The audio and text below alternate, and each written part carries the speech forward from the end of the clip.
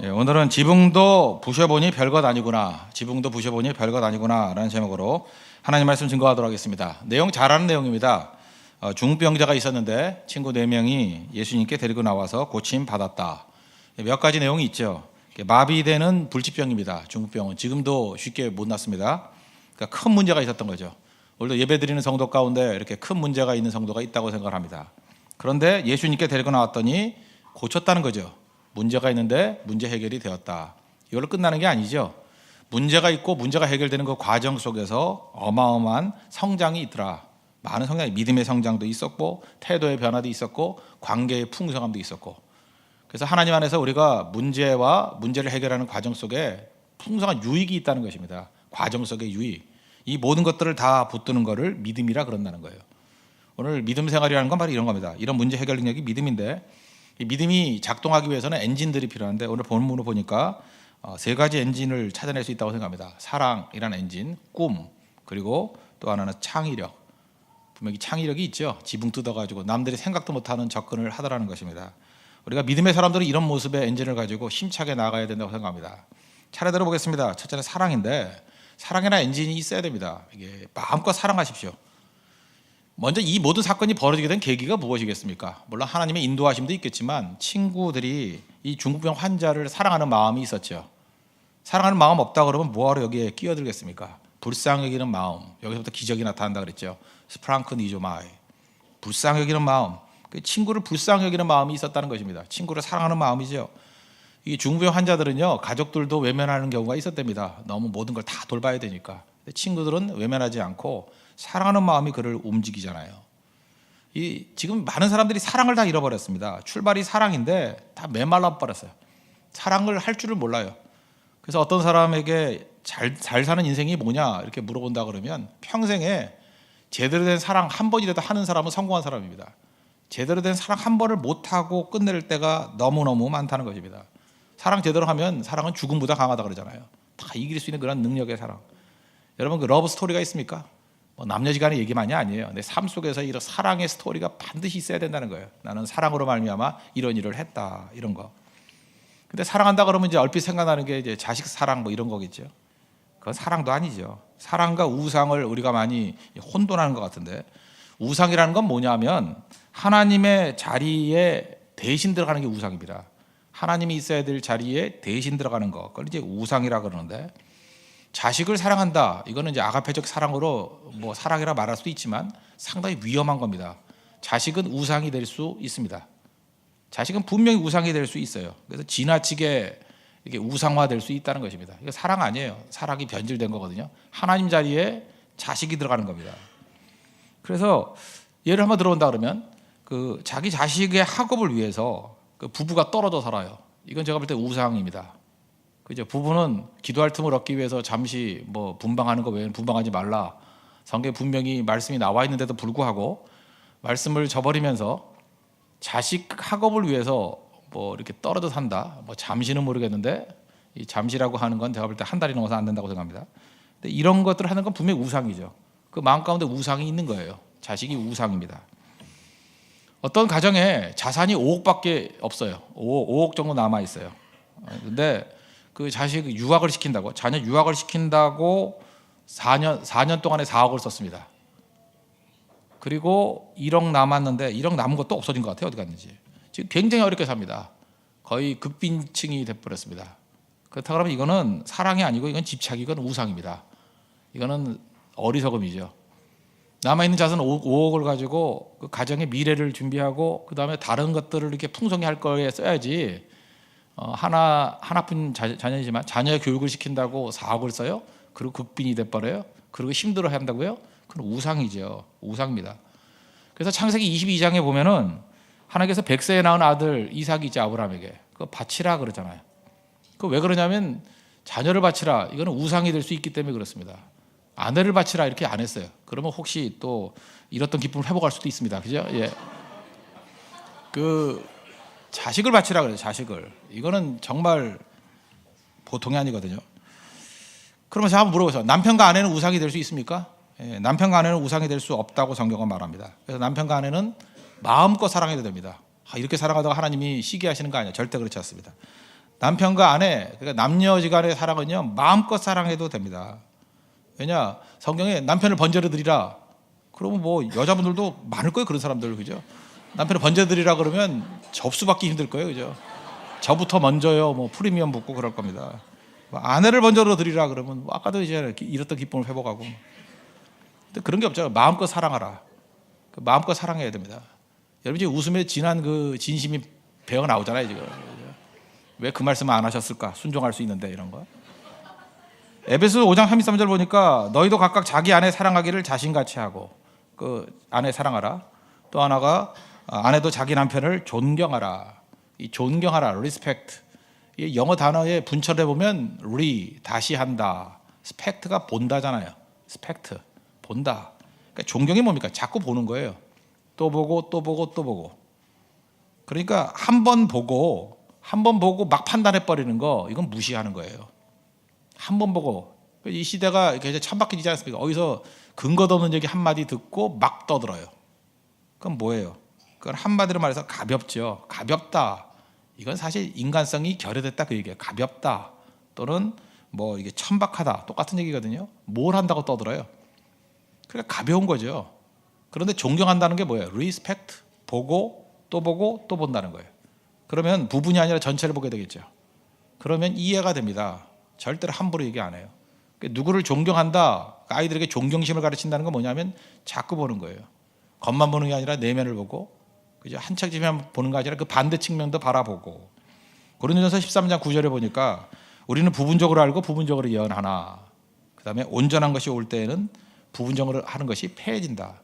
우리는 전부 다 부족합니다. 그래서 부분적으로 본다고요. 온전한 게 뭐예요? 온전한 사랑이 오면 부분적으로 한 것이 패해지고 전체를 다 본다는 거죠. 그게 respect, 존경하는 거예요. 그러니까 이 시대가 존경심이 사라졌다는 얘기는 뭐냐? 사랑이 없다는 겁니다. 사랑을 자꾸 보는 거예요. 자꾸 또 보고 해서 좋은 것이 있을 때까지, 이해될 때까지 바라보는 게 존경이에요. 그러니까 존경심이 사라진 사회는요 천박한 사회입니다. 왜냐? 한 번 보고 막 판단해 버리거든요. 자꾸 볼 줄 알아야 돼요. 자꾸. 그게 중요하다는 것입니다.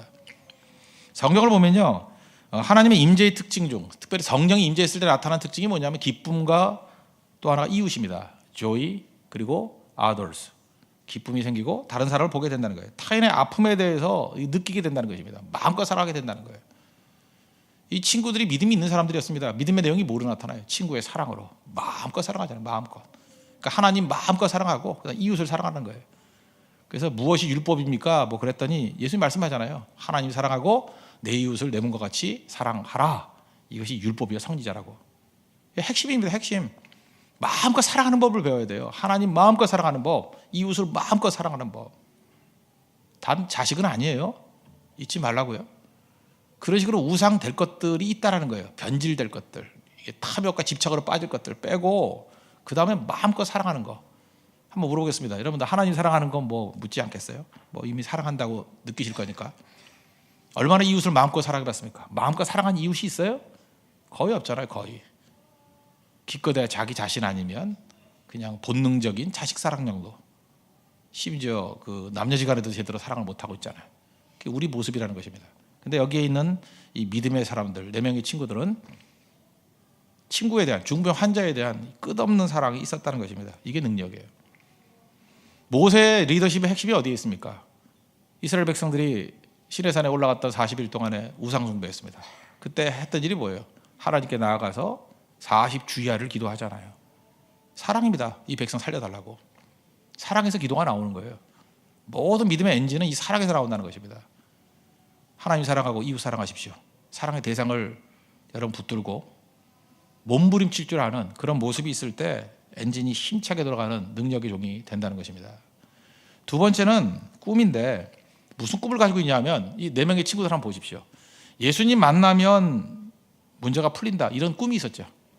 예수님 만나면 해결된다 그거 아니었어요? 오늘 2장 1절을 보십시오. 후에 예수께서 다시 가버나움에 들어가시니 집에 계시다는 소문이 들린지라. 그리고 찾아온 거 아니에요. 그러니까 예수님만 만나면 해결이 된다 이런 거죠. 예수님 만나면 다 풀린다. 이걸 뭐라 그래요? 꿈이라고 말하기도 하고 이걸 소망이라고 말하기도 하고 이걸 뭐라 그래요? 믿음. 예수님만 바라보는 거예요. 예수님 만나면 다 된다. 여러분 여기서 지금 믿음 있는 사람은 뭐냐면 이런 거예요. 오늘 예배가 있구나. 그냥 뭐 여러 가지 예배 중에 하나겠지. 그냥 울적한 데 가는지 날씨 추운데 갈까 말까 뭐 이런 사람들 그 믿음이 없는 거죠. 그 어떤 옵션 중에 하나예요. 뭐 하나님 뭐 만나면 만나는 거고 뭐 아니면 말고 뭐 끝나면 홍대 앞에서 밥이나 먹고 가지 뭐 아니면 뭐 교회에서 밥도 준다더라 뭐 이런 거 오늘 메뉴가 뭘까 뭐 이런 식의 이건 꿈이 아니죠. 근데 예배 진짜 믿음 갖고 나온 사람의 특징이 뭐냐면 예수님 외에는 답이 없습니다. 예수님 외에는 해결책이 없습니다. 오직 예수. 그 믿음이라는 거예요. 친구도 적어도 이 믿음이 있었잖아요. 예수님 외에는 이 친구를 고칠 수 있는 길이 없다. 여러분 그 염려라는 단어가 메림나오라는 헬라어 단어인데 메림나오 뜻이 뭐라 그랬어요? 마음이 나누어지다. 그러니까 마음이 나눠지는 게 염려입니다. 그래서 그런 사람들은 지금 염려 가운데 있는 거예요. 마태복음 6장 7장 이게 5, 6, 7장이 산상수훈이라고 그러지 않습니까? 예수님의 초반 설교 중에 대표적인 설교. 근데 그 6장에서 강조하는 게 뭐예요? 염려하지 말라. 계속 그러죠. 무엇을 먹을까? 무엇을 마실까? 무엇을 입을까? 염려하지 말라. 7장 넘어가면 뭐가 나와요? 기도가 나와요. 그러니까 염려하고 기도는 이게 짝입니다. 짝. 그래서 염려 안 하는 길이 어디에 있느냐? 기도에 있다. 뭐 그런 얘기입니다. 근데 염려 안 하는 일이 어디에 있어요? 기도죠. 주님만 바라보는 거. 그러니까 염려가 많다는 건 뭐냐면 기도가 없다는 얘기예요. 예수님 바라보는 게 없다는 것입니다. 그러니까 예수님만 힘차게 바라보는 사람은 염려가 없어요. 뭐 이렇게 보장된 게 아니고 그냥 예수님 자체가 염려가 없는 힘이라니까요. 그래서 기도 많이 한 사람들은 믿지 않는 사람들이 그래요. 또 그렇게 평안하냐? 그 상황이면 이렇게 당황해야 되는데. 그러면서 수근수근 돼요. 어디 믿는 데가 있는가 봐 그래요. 여러분 그런 인생 살아야 됩니다. 어디 믿는 데가 있는가 봐. 그러고 살아야 돼요. 어디 믿는 데가 있는가 봐. 제가 이렇게 신방 다녀보면요. 돈도 하나도 없어. 근데 부자보다 더 여유 있게 살아가요. 그래서 주변 사람들이 그래요. 저거 어디 믿는 데가 있는가 봐. 자꾸만 찾아내려고 그래요. 뭐 친척 중에 부자인가 봐. 여러분 부자 친척이 도와주는 거 봤어요? 어디서 그 뭐 이상한 소리 하고 있어요. 그죠? 국가에서 도와줘요? 누가 도와줘요? 그런데 묘한 게 뭐냐면 예수님께 나아가는 백성들에게 나오는 그런 확신이 있다고요. 어디 믿는 데가 있는가 봐. 그런 느낌을 다 준다는 것입니다. 무슨 빽이 있는가 봐. 아니죠. 예수님께 나아갈 때의 능력이죠. 꿈이 있을 때는 꿈에는 장애가 있습니다. 언제나 방해가 있어요. 사람이 너무너무 많았죠. 예수님께 나아갈 때 뭐 그냥 텅텅 비어서 쭉 가서 만나는 게 아니에요. 언제나 꿈이 있는 사람들, 그 하나님께서 내게 주신 말씀에 소망을 갖고 있는 사람들은 방해가 있다고 생각하면 됩니다. 이 방해라기보다는 장애, 정체, 이렇게 시간이 좀 지연됨 이런 것들이 있다는 것입니다. 2절 보십시오. 많은 사람이 모여서 문 앞에까지 들어설 자리가 없게 되었는데 예수께서 그들에게 도를 말씀하시니라. 쉽게 접근하기 쉽지 않습니다. 이때 해야 될 일이 뭐예요? 꿈을 가진 백성들의 믿음의 모습은 포기하지 않는 거예요. 끝까지 견디는 거예요. 지금도 보면요 너무너무 약해요. 이 교인들이 옛날하고 달라진 게 뭐냐면 싫은 소리 한마디 들으면 못 견뎌요. 못 견디고 뭐 교회 떠난다고 그래서 싫은 소리 10마디 들으면 교회 10번 옮기고 그렇잖아요. 그러니까 그 믿음이 잘하겠어요? 그러니까 그 배추만도 못하지. 거목이 되려고 그러면 한 곳에 뿌리를 내려야 되는데 딱 배추 성장 속도와 비슷해요. 배추, 깍두기 뭐 이 정도 속도. 대관령 가보세요. 딱 배추 키우는 시간이에요. 딱 그 정도. 아니거든요. 뭘 견뎌내는 힘이 있어야 되는데 그걸 못 견뎌요. 그냥 좀 싫은 얘기하면 넘어서고. 어떤 대학생들인데 그 뭐 이렇게 썸 타는 관계래요. 썸이 뭔지 아시죠? 교제하는 건 아닌데 뭐 이렇게 약간의 눈치가 서로 좋아하는 듯한 봉사활동을 갔답니다. 근데 황순환의 소나기 같이 막 비가 막 쏟아졌다는 거예요. 막 쏟아져가지고 둘이 이렇게 뭐 동굴 비스무리한데 이렇게 몸을 좀 피했대요. 피했는데 갑자기 거기 앉아있다 보니까 으슬으슬하고 좀 분위기 이상하잖아요. 아시죠? 무슨 느낌인지. 예. 그랬더니 형제가 슬그머니 자매에게 손을 잡았답니다. 그리고 가볍게 포옹을 하려고 그랬대요. 그랬더니 여자애가 탁 밀치면서 소리쳤다는 거예요. 이 짐승 같은 놈 그랬다는 거예요. 그랬더니 요즘 남자가 참 깡도 없어요. 그죠? 예, 그래서 민망해진 형제가 미안하다 그러고 나가려고 그러대요. 그걸 묵구름이 쳐다보던 여자가 그러더래요. 이 짐승만도 못한 놈. 포기하면 안 됩니다. 그죠? 지금 둘이 썸 타는 관계인데 그 뭐 하자는 거예요. 그죠? 거기서 뭐 사랑을 고백하든지 그죠? 분위기 좋지 하면서 교제할까 뭐 이래야 되는데 한마디 말에 그냥 다 넘어져 버리죠. 그 인생이 그래요. 신앙생활도 그래요. 금방 뭐 포기해 버려요. 조금만 장애만 오면. 아니 능력 있는 일도 훌륭한 일을 이루려고 하는데 왜 방해가 없겠어요? 왜 문제가 없겠어요? 문제는 풀면 되는 거죠. 뛰어넘어가면 되죠. 그렇게 쉬운 건 누구나 다 하게. 방해가 있고 문제가 있다는 게 뭐예요? 그게 나한테만 보호된 거 아니에요? 나만 할 수 있는 거 아니에요? 그 쉬울 거 누가 못하겠어요? 쉬우면 누가 다 해버리지. 어려우니까 내게까지 기회가 온 거죠. 믿음은 그런 거예요. 꿈이 있는 사람은 방해가 있습니다. 장애가 있습니다. 그거 밀고 나가는 거예요. 그래서 구약성경 그 하박국서 2장 4절 보니까 믿음이란 단어가 히브리어로 에무나라 그러죠. 에무나. 뜻이 뭐라 그랬어요? 견딤, 버팀. 버티는 거예요. 버티는 거. 견디는 거. 잘 견디고 잘 버티는 거. 여러분 대나무 보셨어요? 대나무 이렇게 쭉 보면은 대나무 되게 강합니다. 대나무가 그 높이 한 20m 올라가는 대나무도 있고, 그때 뭐 광주 한번 가봤더니 광주에 그 대나무 숲이 있대요. 참 멋있더라고요, 대나무. 근데 대나무가 진짜 많은데 일본이에요. 일본 가보면은 뭐 웬만한 마을에 대나무 숲이 있는 데가 되게 많아요. 가보면 굉장해요. 뭐 한 20m쯤 올라간 대나무들 되게 많아요. 대나무가 그렇게 높이 솟는 이유가 무엇입니까? 중간에 마디가 있기 때문에. 마디가 뭐예요? 쭉 성장하다가 성장이 정체되는 거예요. 멈춘 거예요. 멈추면서 몇 년 버틴대요. 몇 년? 한 3년, 4년. 그럴 때 얼마나 답답해요. 이거 자람이 없다. 성장이 없다. 이게 뭐냐? 그게 정체입니까? 아니죠. 마디가 생기는 거예요. 마디가. 그리고 또 4, 5년 있다가 또 자라고, 또 마디가 생기고 또 자라고. 그러니까 태풍이 불면은요, 큰 나무들은 다 뽑혀서 날아가 버리는데 대나무는 건져야 돼요. 대나무에는 게 어디 있어요? 마디. 그래서 몽둥이로 만들어도 대나무로 만들잖아요. 몰라요? 훨씬 아파요. 거기 그 고리 옹이 있는데 맞으면 되게 아파요. 그게. 그 대나무의 능력이 그런 거라고. 대나무. 우리 인생 가운데도 그런 거 아닙니까? 인생 쭉 살다 보면 쭉쭉 성장하는 사람이 있어요. 아무 고난도 없이, 아무 난관도 없이. 그럼 잘하긴 잘하겠죠. 근데 반드시 무너져요. 위기 한 번 오면 한 방에 확 가버리는 사람이 있어요. 어떤 잘 나가다가 위기 중에 그냥 넘어지는 사람이 있어요. 이유가 뭐예요? 마디가 없기 때문에 그래요. 근데 하나님께서 우리 그렇게 키울 것 같아요? 중간에 가다가 정체하게 만들고, 고난 가운데 힘들게 만들고, 부르짖게 만들고. 그래서 마디 하나하나에 우리의 스토리가 있다고. 이 마디가 생길 때가 이런 문제가 있었어, 이런 기도가 있었어, 이런 발버둥이 있었어. 그래서 마디가 있을 때 강해지는 거죠. 그 대나무 마디 보고 만든 게 옛날 드럼통이라고 그러잖아요. 드럼. 그 드럼통이 원래 그냥 매끈하게 만들었는데 자꾸 옆에서 옆구리 터지더래요. 그래서 막 물이 쏟아져 나오고 석유가 쏟아져 나오고. 그러다가 참 보니까 대나무가 강한 이유가 뭐냐? 마디더래요. 그래서 주름 하나 잡았대. 중간에 2개 잡았대요. 주름 하나 잡을 때마다 4배 강해지더래요. 마디의 능력이죠. 마디. 우리 인생에도 이 마디의 능력이 있습니다. 영어 공부하거나 뭐 수학 공부하거나 이럴 때, 영어가 특별히 그런 것 같은데, 공부를 하잖아요. 그러면 실력이 팍 늘어요.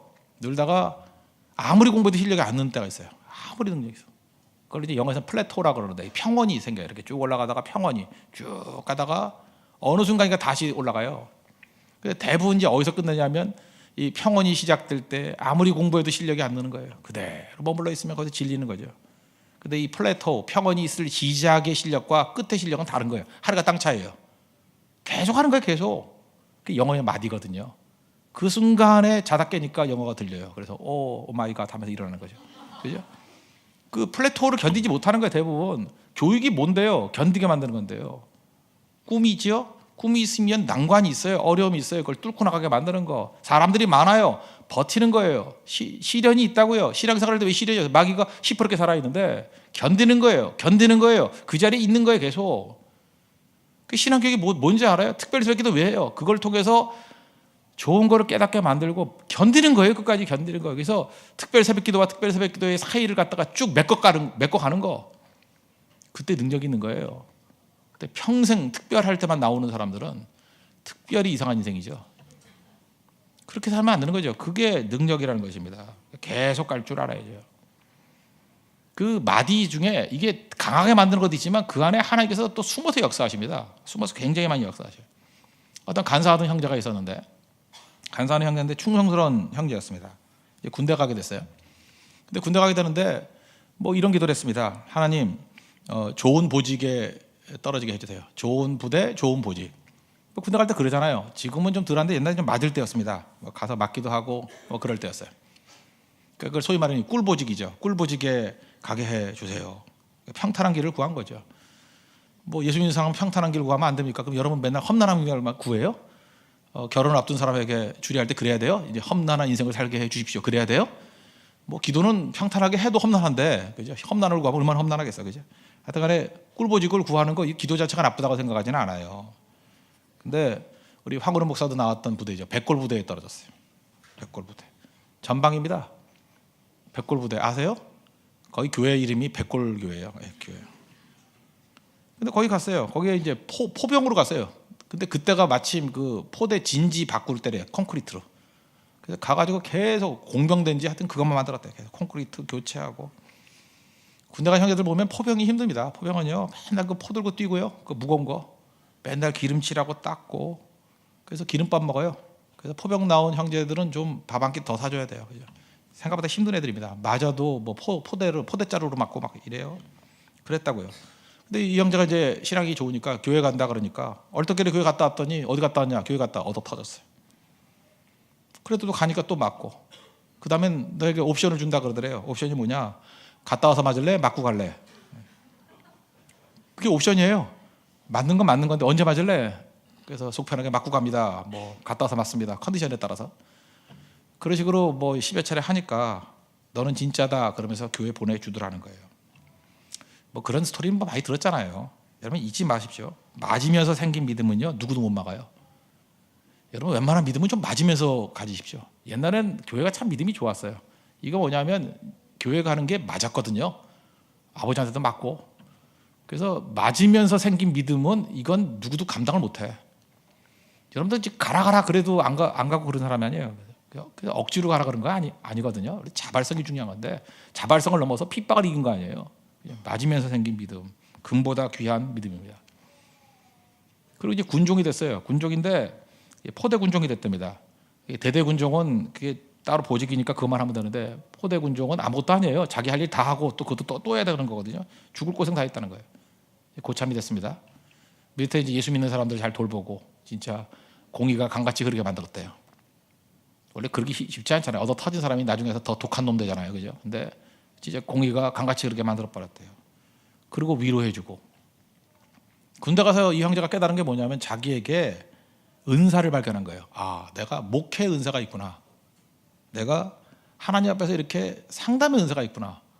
또 짧은 시간에 이렇게 말씀 증거하는 설교의 은사가 있구나. 이걸 깨달았대요. 그래서 그때 기도하는 가운데 부르심을 받고 이제 제대하고 난 다음에 목사가 되려고 이제 신학교 갔어요. 이 과정입니다. 이 형제의 군 생활이 의미 없는 생활이에요? 기도응답이 안 된 겁니까? 꿀보직 주세요. 하나님께서 꿀보직 줬으면 얘는 아마 타락하고 넘어졌을 가능성이 커요. 근데 그 배후에 하나님이 일하셨지요? 대답을 해봐요. 일하셨죠? 안 그런 것 같아요? 이게 일하신 거 아니에요 이게? 강인한 사람 만든 거예요. 강인한 사람. 하나님의 부르심은 이렇게 나타난다는 거예요. 이게 어마어마한 거죠. 하나님의 말씀이 들어가면 진리가 우리 가운데 오면 자유를 주고 진정으로 자유로운 사람의 특징이 뭐라 그랬어요? 진정으로 자유로운 사람. 고난을 향해서 자발적으로 나아가요. 자유로운 사람은 고난을 향해서 힘차게 나가는 힘이 있다는 것입니다. 그러면 그 사람의 에너지가 있어요. 이게 에너지. 사람 만나봐도요. 에너지가 있는 사람과 없는 사람이 있어요. 특별히 육체적으로 보면요. 땀 흘린 사람에게서만 나오는 에너지가 있어요. 그래서 이렇게 운동한 사람들을 보면 알아요. 딱 보면 운동 좀 했던 사람 있잖아요. 뭐 하지원 이런 애들 보면 딱 그렇게 보면 김혜수 이렇게 딱 보면 이렇게 운동했던 여자들의 이 에너지가 있어요. 예쁘기만 한 게 아니에요. 뭐가 이렇게 힘이 있어요. 운동을 하는 사람의 에너지. 그거 아세요? 밤낮에 화장만 하고 뭐 이렇게 아이라인 이게 뭐 문신하고 이런 거만 한 사람은 예쁜데 그냥 인형 같아요. 근데 이게 에너지가 있거든요. 에너지가. 이게 바로 에너지예요. 현장 속에서 나가서 나는 이 에너지가 있다고요. 그래서 도움을 얻죠. 고성선교 여러분 이제 선교 간다 그러면은 선교 가는 게 희생이라고 생각하십니까? 그렇지 않아요. 그렇게 고난을 향해서 힘차게 나아가는 사람들은 일종의 자유로운 영혼이에요. 힘차게 나아갔죠. 복음 증거하죠. 대만 선교 때도 경험했죠. 거기서 새 힘을 얻어요. 에너지를 얻어요. 여러분 그 힘든 데 전혀 안 가고 그냥 평탄한 데만 가고 관념적으로만 믿는 거예요. 뭐 선교 간다 그러면 머릿속만 갔다 오는 거야. 머릿속으로만. 그렇게 되면 사라지는 게 뭐냐면 에너지가 없어요. 일단 삶에 에너지가 하나도 없다니까요. 그러니까 뭐 무력한 인생을 살 수밖에 없는 거죠. 힘차게 나아가야 돼요. 부딪혀 봐야 돼요. 그러면 고난이 주는 에너지가 있다니까요. 그걸 이길 때 나오는 에너지, 어마어마한 에너지, 부딪히고 난 다음에 나오는 에너지, 그게 능력이라는 것입니다. 꿈은 장애도 있습니다. 그걸 통해서 하나님이 견디게 만드시고요. 에너지도 주시고 그 안에서 하나님이 일하시고. 이게 믿음이에요. 오늘도 보세요. 이게 병자가 나왔다 그거가 아니잖아요. 여기서 얼마나 많은 스토리가 나오고 깊이 있는 얘기들이 나오잖아요. 그게 믿음입니다. 꿈과 꿈에 대한 대가를 치를 수 있는 믿음의 정되기를 축원합니다. 그다음 세 번째는 창의력인데 잘 보세요. 이제 막혀 있습니다. 그랬더니 뭐 갈 길이 없으니까 생각지도 못한 창의적인 얘기 나오잖아요. 지붕 뚫자는 얘기 나오죠. 4절. 무리들 때문에 예수께 데려갈 수 없으므로 그 계신 곳에 지붕을 뜯어 구멍을 내고 중풍병자가 누워 상을 달아내리니. 창의력은 어디서 나오냐면 사랑과 꿈에서 나오는 겁니다. 사랑이 넘쳐나면은 창의력이 나오고요. 꿈이 넘쳐나면 창의력이 나와요. 그 창의력이 얼마나 중요한지 제가 학교 다닐 때 제 또래 그러니까 80년대 학번 정도가 60년대생들 뭐 70년대 그랬나? 학교 보면 교훈이 뭐였냐면 교훈이나 뭐 급훈이라 그러나 정직, 근면, 성실 이것 중에 하나였어요. 정직. 근데도 정직하지 않았어. 근면을 했나? 그 다음에 성실. 그래서 정직한 사람, 근면한 사람, 성실한 사람이 최고다. 뭐 그렇게 살았네 진짜. 그러고 보니까 그죠? 얼마나 열심히 뛰었어요. 58년 개띠들 얼마나 열심히 살았어요. 국제시장 다 그 얘기들 아니에요? 정말 그렇게 살았어요. 근데 최근에 학교 가보셨어요? 최근 학교에는 이런 거 없어요. 주로 단어가 뭐냐면 창의, 도전, 혁신 뭐 이런 거예요. 그래 가치가 달라진 거죠. 이제는 열심만 해가지고는 안 되는 거고 창의력이 있어야 되고 도전 정신도 있어야 되고 혁신도 있어야 된다. 그래서 창의력을 길러야 된다 그러니까 우리나라 그 아줌마들 그 치맛바람이죠. 창의력을 기르겠다고 또 애를 달달 볶으면서 공부를 시키네. 서점에 가보십시오. 창의력 학습법. 창의력이 교육한다고 돼요? 아까 얘기했잖아요. 사랑하고 꿈 이런 게 있어야 창의력이 나오는 건데 창의력을 교육으로 된대. 그러니까 절대로 안 되는 거예요. 그게 무슨 얘기예요? 창의력을 이 바보들은 자기들이 창의력이 없으니까 창의력이 지능에서 나오는 건 줄 알아요. IQ인 줄 알아. 창의력이 공부하면 나오는 건 줄 알아요. 창의력은 그게 아니고 태도예요. 태도. attitude. 태도. 창의력은 태도에서 나온다고요. 변화를 싫어하는데 무슨 창의력이 나와요? 변화를 싫어하는데. 그죠? 도전을 싫어하는데 무슨 창의력이 나와? 영하 1도만 돼도 밖에 나가기 싫은 사람이 무슨 창의력이 나와요? 오늘도 창의력 없는 사람이 예배 때 나오지 않아서 추워서 영하 11도 거기서부터 다 죽는 거예요. 무슨 창의력이 나와요? 고성성교 그랬더니 뭐 어떻게 자 그거 묻고 기가 죽는 사람들 창의력이 어떻게 나와요? 불편함을 싫어하는 사람이 무슨 창의력이 나와요? 창의력이 뭔데? 낯선 건데. 낯선 거 아니에요. 낯선 거는 죽어도 싫어하는 사람이 무슨 창의력이 나와요? 그렇게 살다 죽는 거지. 아무것도 아니죠. 옛날에 방송에서 이런 게 있었대요. 그 뭐 충동구매 있지 않습니까? 이렇게 충동구매 하면 안 되죠. 충동구매 했던 에피소드들 쭉 나오더래요. 어떤 사람은 구렁이까지 산 사람이 있대요. 구렁이. 그리고 아이도 없는데 어떤 사람은 유모차를 샀다고. 너무 감동받아가지고 저 유모차는 반드시 사야 돼. 이 땅에 태어난 사명이야. 그리고 유모차를 샀대요. 근데 내가 왜 샀지? 애도 없는데. 그래 그거 갖고 이제 쇼핑 카트로 끌고 다닌대 계속. 자, 별 사람 다 있죠. 근데 그 중에 그 에피소드 중에 하나가 그거였대요. 충동구매한 것 중에 대표적인 거. 저는 남편을 충동구매했습니다. 그러더래요. 남편을. 그죠? 저같이 살면 안 된다고. 근데 이 말이 참 그게 굉장히 창의적인 아줌마죠. 남편을 충동구매했다. 재밌지 않습니까? 어떻게 이런 표현을 다 쓰나? 왜 그러네? 왜 그렇죠? 우리가 어떤 것을 샀다 그럴 때는 물건 아니에요. 그죠? 제품인데 제품이 아니고 사람도 구매한다라는 개념으로 살짝 이렇게 확장시킨 거 아니에요? 안 그래요? 그 다음에 구매하는 방법은 돈이잖아요. 근데 남편을 충동 구매했다. 내 인생 걸고 샀다는 거 아니에요. 남들이 생각 못할 것들을 이렇게 생각하는 거잖아요. 이 아줌마 한번 만나보고 싶어요. 그죠? 분명히 창의적인 아줌마일 거예요. 집안 말아먹든지 하여튼 둘 중에 하나일 거예요. 그죠? 굉장히 창의적이라고요. 어떤 선입관 가지고 이렇게 바라보는 게 아니고 창의적인 다르게 바라보자. 다르게. 저는 빗자루가 있습니다. 빗자루 뭐 하는 거예요? 청소도구. 우리가 지금 기성세대이기 때문에 그래요. 다 늙어서 그래요. 근데 어린아이에게 빗자루 줘봐요. 그것이 총이 되기도 하고 칼이 되기도 하고 교통수단이 되기도 해요. 빗자루 타고 날라요. 거기서 나오는 게 뭐예요? 스토리, 이야기가 나오잖아요. 그래서 창의력이 없는 사람하고 얘기하면 재미가 없어. 맨날 뻔한 소리 하는데 창의력 있는 사람은 너무너무 재밌는 거야. 빗자루 갖고 총으로 쓴다는 얘기를 하고요. 빗자루 갖고 칼 얘기를 하고 빗자루 갖고 교통수단을 만들어요. 그리고 날라다닌대 막 빗자루에서 그 뭐라 그러죠? 그 솔기 같은 게 탁 했더니 그게 군사가 돼버리기도 하고 뭐 그런 거 판타지 소설이 막 나오잖아요. 판타지가 아니 동화인가 그건 뭐 그렇게 되는 거. 그죠? 그런 거죠. 그 왜 나오지 그죠? 제일 중요한 게 뭐예요? 하나님 앞에서 그죠? 이것을 이루겠다고 하는 자기 자신이 될 때 나타나는 현상이라는 것입니다. 자기 자신.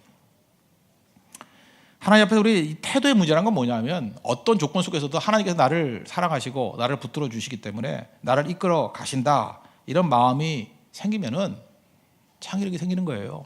내게 주신 능력이 있다는 거, 내게 주신 은혜가 있다고. 사람도 요즘에 좀 독특한 사람을 원하지 않습니까?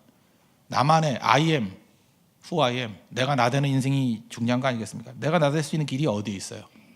내가 나될 수 있는 길이 어디에 있습니까? 제가 볼 때 차별화의 가장 큰 길은 두 가지예요. 하나는 기도고 하나는 독서예요. 기도에 관한 얘기를 한다 그런 것, 기도는 젊은 예배 때 좀 하려고 그래요. 기도를 통해서 차별화되는 방법. 또 하나는 독서, 그냥 일반적인 독서, 잘 안 듣는 얘기니까 독서라면요. 독서가 여러분도 그냥 보통 평범한 사람이요, 내가 다른 사람과 다른 좀 특출난 인생, 무엇인가 꽃피우는 인생을 살겠다 그러면 무조건 독서의 사람이 되면 돼요. 쓰임받은 사람 가운데 독서하는 사람이 누가 있어요? 나폴레옹 엄청나게 독서했고, 그 화제를 일으켰던 앙드레 김 엄청나게 독서했고, 지금 뭐 강의 많이 하는 사람들 보세요. 다 보면 다 독서의 사람들이에요. 요즘엔 검색의 시대잖아요. 검색의 시대는 다 팔로워예요. 책 안 읽잖아요. 이럴 때 조금만 책 읽는 사람은 다 지도자 됩니다. 다 리더 돼버려요. 다 이끌어가 버려요. 정말 좋은 시대에 살아가고 있어요. 왜냐? 너무너무 독서를 안 하는 시대이기 때문에 옛날에 한 50%만 독서를 해도 완전히 휘어잡을 수 있어요. 너무너무 안 읽는 깡통들만 사는 시대이기 때문에. 이건 분야에 관계없어요. 이과가 됐든 문과가 됐든 무슨 분야가 됐든 간에 독서하면 다 대가가 된다는 것입니다. 독서라면 독서는 대화가 되는 거거든요. 대화가 되면 나타나는 현상이 뭐냐면 남 얘기가 아니라 마이 스토리가 나와. 독서를 안 하는 사람은요, 화제를 보세요. 맨날 검색해서 들었던 남 얘기예요. 누가 그랬다 남 얘기는 뭐예요? 다 90%가 욕이지, 비난이지. 그래서 독서가 없는 사람은요, 그냥 이렇게 루머, 가십에 그냥 끌려다니다가 남 얘기, 남 욕하다 끝나는 쓰레기 인생이 돼요. 독서라면요, 그 책에 빨려 들어가는 것도 있지만 대화가 되는 거라고. 독서는 정보가 넓어지고, 독서는 쓰레기 갖고 책 만든 걸 누가 사보겠어요? 그 안에 고귀한 보화들이 있어요. 어떤 데 내가 너무너무 고마워요. 야, 이런 기가 막힌 얘기를 글쎄 15,000원에 나한테 알려주네. 너무 미안해. 그래서 내가 좀 돈 더 붙여주고 싶어요. 그죠? 이렇게 굉장한 비밀을 이걸 15,000원에 저한테 알려주십니까? 그런 게 교보문고에 지천에 깔려 있거든요. 독서입니다, 독서. 독서하다 보면 마이 스토리가 가능하다. 마이 스토리. 우리 288장 보면 이것이 나의 간증이요, 이것이 나의 찬송일세. 그 영어 가사가 뭐예요? This is my story. 마이 스토리가 있어야 돼요. This is my song. 마이 노래가 있어요. Praising my Savior all the day long. 날마다 하루 종일 하나님만 찬송한다고. 이 고백이거든요. 거기서 필요한 게 뭐예요? 하나님 찬송이 어디서 나와요? 마이 스토리가 있어야지. 마이 스토리. 내 얘기를 들고 나가야지 쉬운 거죠. 어떤 그 입사 면접할 때 있었던 이야기라 그러네요. 이 사람은 이제 합격했어요. 구글에 합격했어요. 어떻게 합격했냐 그랬더니 자기 이야기했대요. 요즘에 뭐 입사한다 그러면 이 바보 깡통들은 전부 다 토익 점수, 인턴 경험, 스펙 이런 거 들고 나가잖아요. 아니 그런 거 경쟁할 때 그거 뭐가 필요해요? 제가 누누이 말씀드리잖아요. 회사에서 영어 필요한 파트가 얼마나 몇 프로 되며 대부분은 그냥 밝고 인상 좋고 성격 좋고 잘 버티고 이런 사람이 회사에 필요한 거 아니에요? 뭐 그렇게 공부 잘해가지고 필요한 부분이 많아요. 영어 잘해서 필요한 부분이 일부분이지. 누가 그런 사람을 뽑는다고 생각해? 자기 혼자 생각하는 거라고. 그거 아니거든요. 하도 뽑을 게 없으니까 옛날에 그걸 뽑았는데 이제는 별 필요 없다는 걸 알게 됐잖아. 그거 아니거든요. 그 독특한 사람, 뭔가 이렇게 문제를 해결할 사람 뽑는 거 아니에요. 이 사람이 이제 지원하면서 이렇게 얘기했다는 거예요. 자기는 독서의 인생을 걸었다고. 그래서 그 다음에 재미있는 내 이야기를 만들기 위해서 자기가 읽은 책을 가지고 복사를 해가지고 벽에 도배를 했다고. 그래서 방을 다 채우게 되었다고. 그러니까 궁금하죠. 그랬더니 이 면접까지 묻더라는 거예요. 도대체 몇 권을 읽으면 한 방이 도배가 됩니까? 그랬더니 300권 그랬대요. 300권. 그러고 난 다음에 얘기했대요. 그 도배한 것 중에 그 사진이 5장이 있다고 그렇게 얘기를 했대요. 그랬더니 면접관이 궁금하잖아요. 그 5명이 누구냐고 그랬더니 뭐 박완서 씨를 비롯해서 이렇게 쭉 얘기를 했대요. 그랬대요. 그다음에 이 내용들 한번 보세요. 자꾸 호기심 시작하니까 그다음에 묻기 시작하잖아요. 그죠? 여러분 면접할 때 제일 힘든 게 무엇입니까? 면접관이 내가 예측 못하는 질문을 할까 봐 두렵죠. 그렇죠? 그런데 마이 스토리를 얘기하니까 면접관이 지금 뭘 묻고 있어요? 내가 다 아는 답을 묻고 있잖아요. 지금 아침이라 정신 못 차려요? 내가 책을 읽어가지고 붙였다고 내 얘기잖아요. 마이 스토리 아니에요. 그랬더니 궁금하니까 몇 장이나 붙이면 도배가 되냐고 300장. 그중에 그 사람 얼굴이 있는 것이 한 5명 있다고 그랬더니 그것도 궁금하잖아요. 누구냐고 그랬더니 5명 설명을 하고. 그죠? 이게 되게 다 아는 얘기 하잖아요. 다 아는 얘기. 대화의 주도권이 누가 갖고 있어요? 자기가 들고 있다고. 남 얘기하고 남 인용하는 거는 외워야 되잖아요. 그게 공부야. 그러니까 아이고 잊어버렸는데 생각났는데 이러는 거라고. 남 얘기니까 그거 어저께까지는 알았는데 오늘 잊어버렸네. 그리고 갈 때마다 줄 긋고. 그러니까 불안하죠. 알던 것도 잊어버리고 10개를 가르치면 20개를 헷갈리고 그렇게 되잖아요. 근데 마이 스토리 이거 내 얘기잖아. 내 얘기. 내가 읽은 거 내가 한 얘기 아니에요. 내가 뭐라고 말해도 내가 정답 아니야. 방 도배할 때 300장이 필요한지 400장이 필요한지 400장이라도 뻥쳐도 괜찮죠. 지가 알 게 뭐야. 해봤어? 그렇잖아요. 내가 주도권 아니에요. 5명 이름 생각 안 나면 아무나 갖다 붙이면 되잖아요. 안 그래요? 그건 거짓말이지만 그걸 어떻게 잊어버릴 수 있어. 거기 얼굴이 표지가 되어 있는 사람이 5명이 있습니다. 그럴 때 누구냐 그럴 때 그냥 뭐 말하다가 생각이 안 나면 혹시라도 다른 사람 갖다 붙인다 그러면 그 사람이 알아요 몰라요. 알 것도 없고 주도권은 내게 있는 거지. 그게 창의적인 인생이에요. 힘차게 세상을 나아가는 그런 모습이 된다는 것입니다. 그 인생 사십시오. 여기서 마가복음 2장에 나오는 이 사건에서 지붕 뜯는다 그러면서 지붕 뜯기 이것만 연구한다고 되는 게 아니고 자기가 됐잖아요. 자기 자신이 사랑과 꿈을 가지고 나아갔어요. 나아갔더니 그 사람에겐 보인다고. 그게 이게 지붕 뜯는 것이 이게 답이다가 아니고 정답 찾는 게 아니고 이 사람이 이거 아니래도 다른 방식이라도 갔을 거라고. 지붕 위가 콘크리트라 그러면 다른 방식으로 갔을 거라고요. 아니면 그 뭐 옆에 매복하고 있다 예수님 나오실 때 딱 덮치든지 뭐 어떻게 했을 거라고. 창의력은 그거예요. 내 방식, 마이 스토리라고. 이 전체를 예수님이 뭐라 그랬어요? 믿음이라 그랬어요. 5절 보십시오. 예수께서 그들의 믿음을 보시고 중병자에 이르시되 작은 자의 내 죄사함을 받았느니라. 이게 믿음의 삶입니다. 여러분 삶 전체가 이런 믿음의 삶이 되는 은혜의 역사가 있기를 바랍니다. 모두 자리에서 일어나겠습니다. 288장 찬송하겠습니다.